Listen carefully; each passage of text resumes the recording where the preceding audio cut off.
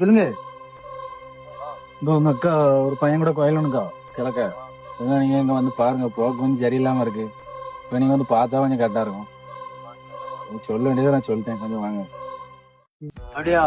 சரி சரி, உடனே வந்துடும். பரவாயில்ல இல்லை, நான் வரேன்.